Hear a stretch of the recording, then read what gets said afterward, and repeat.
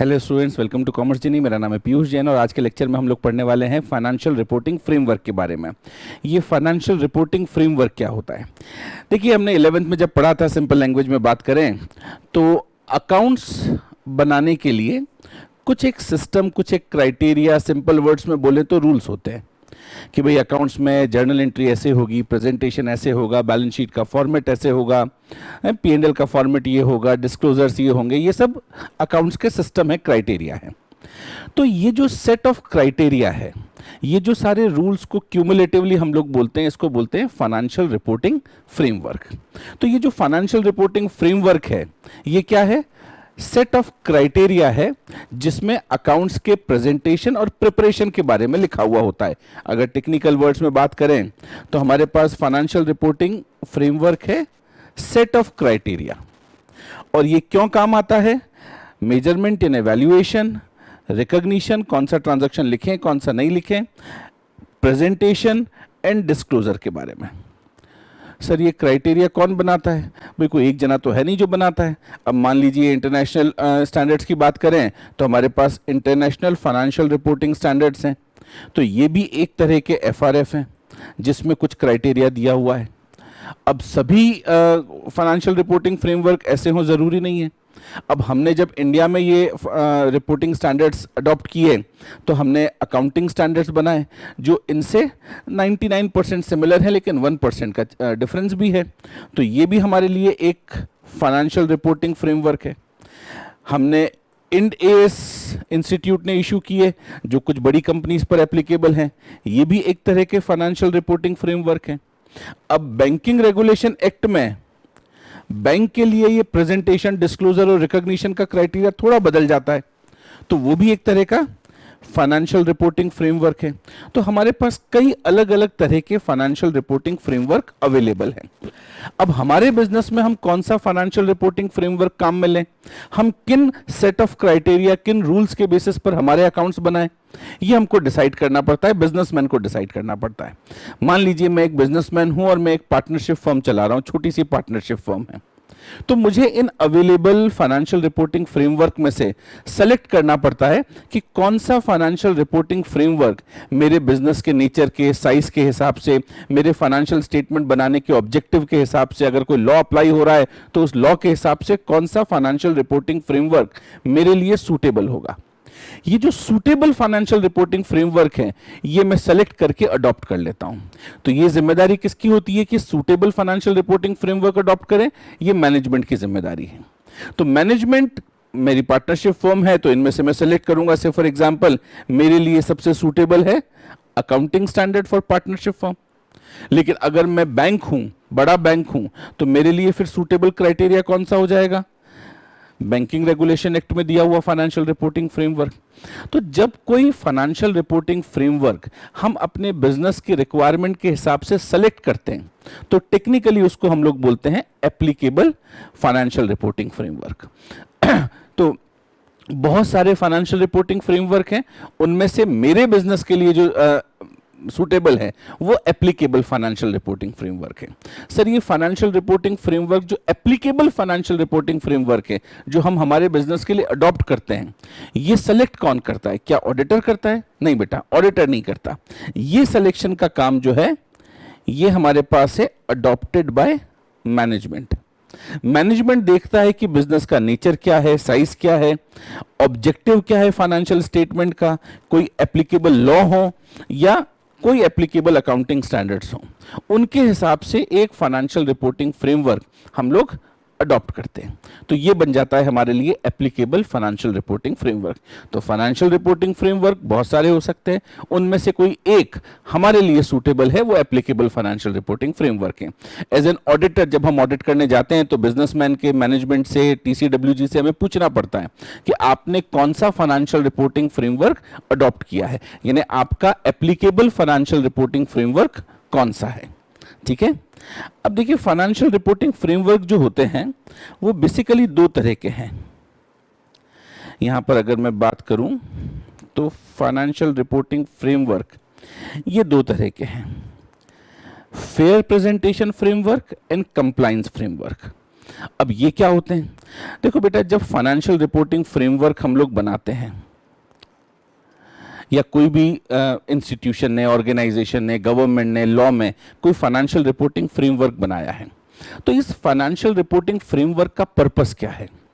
Purpose होता है कि भाई बिजनेस अपनी फाइनेंशियल इंफॉर्मेशन यूजर को सही सही प्रोवाइड करे, जो भी ट्रांजैक्शन हुए हैं उनकी सही जानकारी यूजर तक पहुंचे। तो नॉर्मली हम फ्रेमवर्क इस तरीके से बनाते हैं कि बिजनेस की सारी financial information, financial transaction, financial position, ये यूजर को सही सही पता चले। लेकिन कभी कभार किसी किसी सिचुएशन में ऐसा होता है कि भाई लीगल फॉर्मेट जो बना हुआ है उससे सही इंफॉर्मेशन नहीं पहुंचती और हमको कुछ एडिशनल इंफॉर्मेशन, सही इंफॉर्मेशन पहुंचाओ तो लीगल फॉर्मेट फॉलो नहीं हो रहे हैं, लीगल फॉर्मेट फॉलो करो तो सही इंफॉर्मेशन नहीं पहुंच रही है। मैं आपको एक एग्जांपल लेके बताता हूं। मान लीजिए 31 मार्च को हमारा ईयर एंड हो रहा है, हमारे पास एक कार थी जिसको सेल करने का हमने एग्रीमेंट कर लिया है। हम कार को सेल करना चाहते थे, हमने कोई कस्टमर ढूंढा, उसको कार बेच दी कार के कीज, कार की डिलीवरी उसको दे दी, उससे पैसे ले लिए, कार की सेल का एग्रीमेंट हो गया। लेकिन देखिए, व्हीकल है तो आरटीओ में रजिस्ट्रेशन कराना पड़ता है। अब आरटीओ में रजिस्ट्रेशन जो है उसकी फॉर्मेलिटीज अभी पूरी नहीं हुई है, यानी 31 मार्च को आरटीओ की लिस्ट में, आरटीओ के ओनरशिप के पेपर्स में हमारा ही नाम लिखा हुआ है। हम कार बेच चुके प्रैक्टिकली, लेकिन लीगल ओनर अभी भी कौन है? वो हम हैं। आरटीओ में नाम चेंज होते होते टाइम लग जाता है। अब बताइए 31 मार्च को हमारी बैलेंस शीट में इस कार को एज एन एसेट बताएं या नहीं बताएं? लीगली हम अभी भी ओनर हैं, गवर्नमेंट के रिकॉर्ड्स में हम अभी भी ओनर हैं, लेकिन सच्चाई ट्रांजैक्शन की ये कि कार हम बेच चुके। तो अब हमारे अकाउंटिंग स्टैंडर्ड्स में हमने जो एफआरएफ की बात कर रहे थे, हमारे अकाउंटिंग स्टैंडर्ड में एक कॉन्सेप्ट है consideration for selecting correct accounting policy. तो वो अकाउंटिंग पॉलिसी सेलेक्ट करने के 3 क्राइटेरिया, उनमें से एक है सब्सटेंस ओवर फॉर्म। उन्होंने लिखा हुआ है, क्लियरली लिखा हुआ है, एक्सप्लिसिटली लिखा हुआ है कि भाई अगर सब्सटेंस और लीगल फॉर्म इनमें कोई कॉन्फ्लिक्ट आ जाए, अगर ये दोनों अलग अलग बातें कर रहे हो तो substance will be more important. Substance के हिसाब से आप अकाउंटिंग पॉलिसी बनाइए। अब देखिए, यहां पर सब्सटेंस ऑफ अ ट्रांजैक्शन ये है कि कार बिक चुकी है, लीगल फॉर्म ये है कि कार की ओनरशिप, लीगल ओनरशिप अभी भी हमारे पास है। बताइए, यूजर तक सही इंफॉर्मेशन पहुंचाने के लिए क्या करना पड़ेगा? अकाउंटिंग स्टैंडर्ड में एक्सप्लिसिटली लिखा हुआ है कि आप सब्सटेंस को ज्यादा इंपॉर्टेंस दें, यूजर तक सही जानकारी पहुंचना ज्यादा जरूरी है। तो आप वो लीगल ओनरशिप छोड़ दीजिए, ट्रांजैक्शन की रियलिटी समझिए और उसको अपनी बुक्स में रिकॉर्ड कीजिए।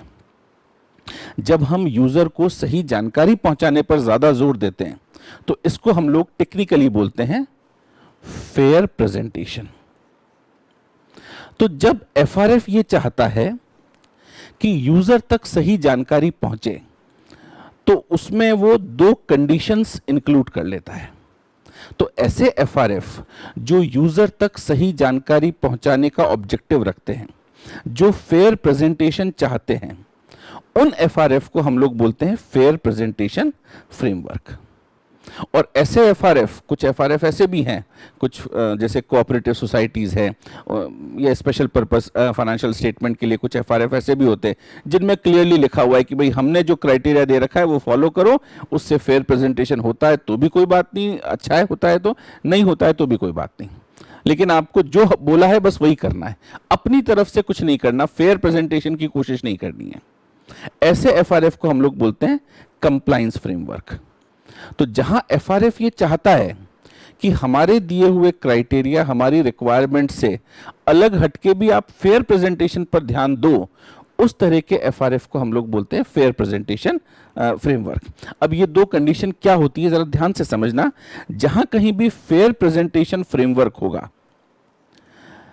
एफआरएफ में, तो वहां पर क्या वो लिखेंगे, जैसे अकाउंटिंग स्टैंडर्ड में लिखा हुआ है, एक तो वो लिखेंगे या तो एक्सप्लिसिटली लिखेंगे या इम्प्लिसिटली, यानी भाई डायरेक्टली लिखा तो इनडायरेक्टली लिखा। कि अगर डिस्क्लोजर्स जितने हमने आपको दिए हैं जो हमारे एफआरएफ में है कि ये चीज़ें डिस्क्लोज करनी है, अगर आपको लगता है कि फेयर प्रेजेंटेशन के लिए कुछ एडिशनल डिस्क्लोजर्स की ज़रूरत है तो आप एडिशनल डिस्क्लोजर भी कर दीजिए। हमको क्या अलाउ कर रहे हैं फाइनेंशियल रिपोर्टिंग फ्रेमवर्क कि भाई आप चाहें तो एडिशनल डिस्क्लोजर कर सकते हैं अगर आपको लगता है कि यूजर तक सही इंफॉर्मेशन पहुंचाने के लिए वो एडिशनल डिस्क्लोजर जरूरी। मान लीजिए एक एग्जांपल के लिए कोई एफआरएफ ये बोलता है कि हमने हमारी तरफ से बोला है कि ये 10 डिस्क्लोजर्स आपको बैलेंस शीट के साथ लिखने हैं, ये 10 इंफॉर्मेशन आपको डिस्क्लोज करनी है, और साथ में ये लिखता है कि अगर इसके अलावा आपको जरूरी लगे तो एक दो इंफॉर्मेशन जो भी आपको जरूरी लगे फेयर प्रेजेंटेशन के लिए आप वो डिस्क्लोज कर सकते हैं। तो ये एफआरएफ कौन सा हो गया? ये फेयर प्रेजेंटेशन वाला हो गया। अगर उसमें लिखा हुआ है कि हमने 10 डिस्क्लोजर बोला है, इस 10 के अलावा कुछ भी हो जाए 11वां डिस्क्लोजर नहीं करना है, हमें नहीं मतलब फेयर प्रेजेंटेशन से, हमें नहीं मतलब यूजर तक इंफॉर्मेशन पहुंचने से, आपको 10 डिस्क्लोजर बोला है बस 10 डिस्क्लोजर दीजिए, हमें और कुछ नहीं सुनना, तो ऐसे एफआरएफ कौन से होंगे? वो होंगे कंप्लायंस फ्रेमवर्क। दूसरी कंडीशन, और ये कंडीशन आप समझना कि बहुत ही रेयर सर्कमस्टांसेस में होती है, अगर किसी एफआरएफ में एक्सप्लिसिटली लिखा हुआ है कि अगर फेयर प्रेजेंटेशन के लिए जो हमने रिक्वायरमेंट दी है आप उस रिक्वायरमेंट को फॉलो नहीं करें, उस रिक्वायरमेंट से डेविएट करें, डिपार्ट करें, और जो हमने अकाउंटिंग ट्रीटमेंट बताया है उसके अलावा कोई अकाउंटिंग ट्रीटमेंट करें इसलिए ताकि फेयर प्रेजेंटेशन मिल सके, तो हम अलाउ कर सकते हैं। तो हमको एफआरएफ क्या बोलते हैं? एफआरएफ ये बोलते हैं, फेयर प्रेजेंटेशन फ्रेमवर्क में एफआरएफ ये बोलते हैं कि भाई हमारी रिक्वायरमेंट है वो आपको कंप्लाई करनी है, और हमारी रिक्वायरमेंट कंप्लाई करने के साथ साथ फेयर प्रेजेंटेशन के लिए हम आपको 2 छूट दे रहे हैं, 2 लिबर्टीज दे रहे हैं। 2 चीजें हम ऐसी बोल रहे हैं कि जो हमारी रिक्वायरमेंट है उसको कंप्लाई करने के अलावा आप कर सकते हैं। एक, एडिशनल डिस्क्लोजर कर सकते हैं। दूसरा, इन सम रेयर सर्कमस्टांसेस अगर आपको लगे कि फेयर प्रेजेंटेशन के लिए जरूरी है तो हमारी दी हुई रिक्वायरमेंट से डेविएट कर सकते हैं, डिपार्ट कर सकते हैं, उसके ऑल्टरनेटिव अकाउंटिंग प्रोसीजर को काम में ले सकते हैं। तो ये हमारे लिए क्या हुए? Fair presentation framework. Fair presentation framework में बेटा जब ऑडिटर ऑडिट करता है तो वो वर्ड लिखता है ट्रू एंड फेयर। जब आप लिखते हैं ना ऑडिट रिपोर्ट में ओपिनियन लिखते हैं कि भाई financial statement shows true and fair view, ये फेयर वर्ड कब आता है? जब अकाउंट्स फेयर प्रेजेंटेशन फ्रेमवर्क में बने हुए हैं। मान लीजिए मेरी पार्टनरशिप फर्म है मिस्टर ए एंड एसोसिएट्स, और इन्होंने जो एफआरएफ अप्लाई किया है यानी एप्लीकेबल एफआरएफ जो है वो फेयर प्रेजेंटेशन फ्रेमवर्क है। तो ऑडिटर अपनी रिपोर्ट में ओपिनियन में लिखेगा कि financial statement shows true and fair view. अब मान लीजिए कोई पार्टनरशिप फर्म है ए एंड एसोसिएट, उन्होंने जो एफआरएफ अप्लाई किए हैं एप्लीकेबल एफआरएफ वो कंप्लायंस फ्रेमवर्क है, यानी उस फ्रेमवर्क में जो लिखा हुआ है बस वही फॉलो करना है, फेयर प्रेजेंटेशन से कोई लेना देना नहीं है। तो इस केस में ऑडिटर अपनी ऑडिट रिपोर्ट बनाते वक्त कभी भी ट्रू एंड फेयर वर्ड काम में नहीं लेगा। वो ट्रू एंड फेयर नहीं लिखेगा, वो क्या बोलेगा कि एफआरएफ को कंप्लाई कर रहे हैं अकाउंट्स। अब वो फेयर है कि नहीं ये हम नहीं बोल सकते क्योंकि ये फेयर प्रेजेंटेशन फ्रेमवर्क नहीं है। हालांकि ऐसा बहुत रेयर सिचुएशन में होता है कि कंप्लायंस फ्रेमवर्क कोई काम में लेता है, अदरवाइज फेयर प्रेजेंटेशन फ्रेमवर्क ही काम में आते हैं। Normally fair presentation framework general purpose financial statement में काम आते हैं, और जो भी आप फ्रेमवर्क के बारे में सुनते हैं नॉर्मली वो फेयर प्रेजेंटेशन फ्रेमवर्क ही होते हैं, चाहे वो अकाउंटिंग स्टैंडर्ड्स हों, इंड एएस हों, बैंकिंग रेगुलेशन एक्ट के हों, आईएफआरएस हो, इंटरनेशनल फाइनेंशियल रिपोर्टिंग स्टैंडर्ड्स, ये सब फेयर प्रेजेंटेशन फ्रेमवर्क हैं। इनमें वो दोनों छूट, दोनों लिबर्टीज हमको दे रखी है, एडिशनल डिस्क्लोजर की और रेयर सर्कमस्टांसेस में गिवन रिक्वायरमेंट से डिपार्ट करने की। Compliance framework on the other hand वो बोलते हैं जी हमने जो बोला है वो आप कंप्लाई कीजिए, और बाकी हम कोई आपको लिबर्टी नहीं देंगे, हम आपको कोई छूट नहीं देंगे कुछ एक्स्ट्रा डिस्क्लोजर की और ना डिपार्ट होने की। फेयर प्रेजेंटेशन ना हो तो ना हो, लेकिन आप हमें कंप्लाई कीजिए। तो ऐसे एफआरएफ होते हैं, वो कंप्लायंस फ्रेमवर्क होते हैं। I hope FRF, applicable FRF, fair presentation framework और कंप्लायंस फ्रेमवर्क, ये टर्म्स आपको अच्छे से समझ में आई होगी। Thank you.